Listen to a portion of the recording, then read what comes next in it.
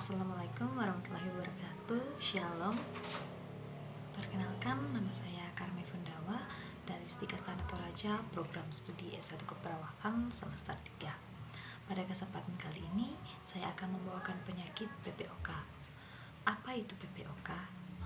PPOK atau penyakit paru obstruktif kronis adalah peradangan pada paru-paru yang berlangsung dalam jangka yang panjang, yang umumnya ditandai dengan kesulitan bernapas dan batuk berdahak.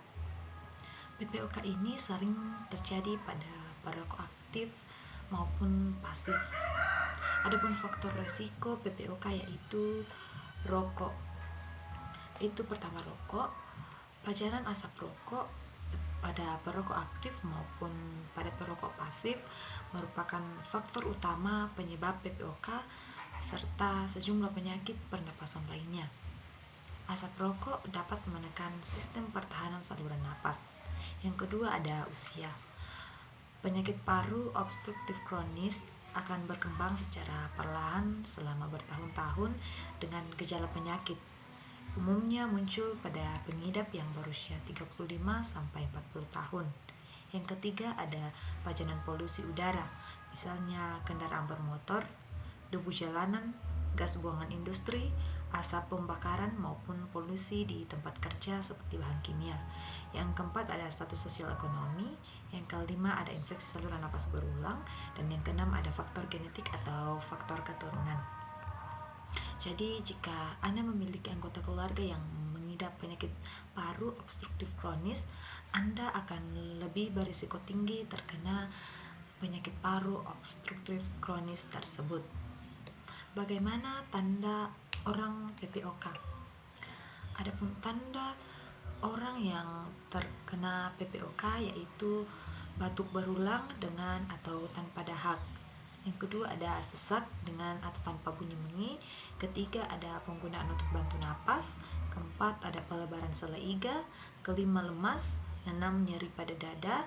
Tujuh denyut vena di leher meningkat. Dan kedelapan kaki bengkak serta hambatan dalam aktivitas. Adapun komplikasi penyakit paru obstruktif kronis yaitu pertama gagal napas. Yang kedua infeksi berulang karena daya tahan tubuh yang berkurang. Ketiga kor pulmonal atau penyakit jantung yang disebabkan karena penyakit paru. Penata laksanaan penyakit paru obstruktif kronis yaitu pertama edukasi, yang kedua ada obat-obatan, ketiga terapi oksigen, keempat ada ventilasi mekanik, kelima nutrisi, dan yang keenam adalah rehabilitasi. Adapun tujuan diberikannya terapi oksigen bagi penyakit paru obstruktif kronis yaitu karena dengan melakukan terapi oksigen, penderita penyakit paru obstruktif kronis akan memperoleh jumlah oksigen yang lebih banyak sehingga kadar oksigen tubuh dapat terpenuhi dan terhindar dari risiko terjadinya gangguan fungsi organ akibat kekurangan oksigen. Bagaimana mengobati PPOK? Ya, cara mengobati PPOK yaitu berhenti merokok bagi yang merokok, menggunakan obat-obatan adekuat, penggunaan oksigen, latihan fisik dan pernapasan, pembatasan aktivitas, dan perawatan rumah sakit. Komplikasi penyakit paru obstruktif kronis yaitu ada gagal nafas, infeksi berulang, kor pulmonal kronikum, dan yang keempat itu meninggal.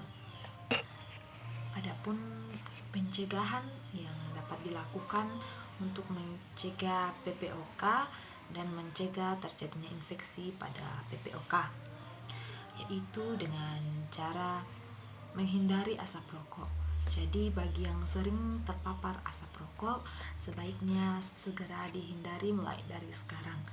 Kedua yaitu menghindari polusi udara dengan cara memakai masker. Yang ketiga, hindari infeksi napas berulang. Keempat, mendapatkan vaksinasi flu tahunan dan vaksin pneumonia secara rutin. Mencuci tangan yang bersih dengan sabun, beristirahat dan tidur yang cukup, menjaga pola makan yang sehat dan bergizi, mengelola stres dengan baik, dan berolahraga rutin minimal 30 menit setiap hari. Jadi selain mencegah PPOK dan mencegah infeksi terjadinya PPOK, ada pun pemeriksaan yang biasa dilakukan pada penyakit paru obstruktif kronis, yaitu dengan pemeriksaan ronsen dan CT scan. Demikian pemaparan materi penyakit paru obstruktif kronis dari saya. Sekian dan terima kasih.